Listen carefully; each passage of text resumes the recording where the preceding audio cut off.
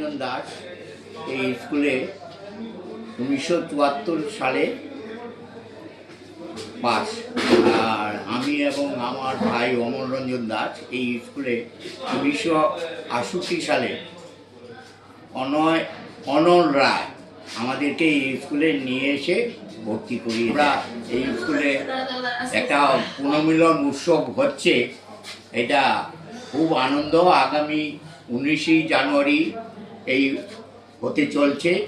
এই অনুষ্ঠানে এই ইস্পিতা দি, তারপরে দেবযানী, অদিতি ম্যাডাম মেয়েদের মধ্যে, আর ছেলেদের মধ্যে অনয়, তবজ্যোতি, বিপ্লব, আরও অনেকেই আছে। তারা যেইভাবে খাটছে স্কুলের জন্য এবং তারা বাড়ি বাড়ি যাচ্ছে, ওই টিচারদের কাছে যাচ্ছে এবং কিছু প্রাক্তন ছাত্রছাত্রী তাদের কাছেও যাচ্ছে।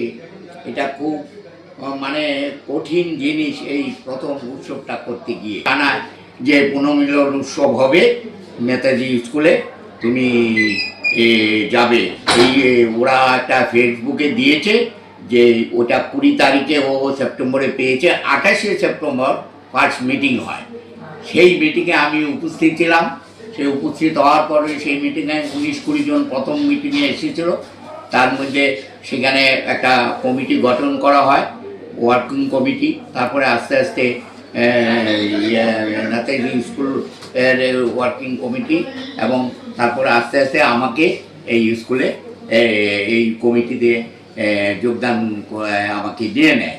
তাছাড়া তখন আমি ভাবলাম যে এই উৎসবে 19শে জানুয়ারি উপস্থিত থাকব। আমি প্রার্থনা করছি এই স্কুল এই পুনর্মিলনে যারা ছাত্র ছাত্রী শিক্ষকরা সবাই উপস্থিত থাকবে।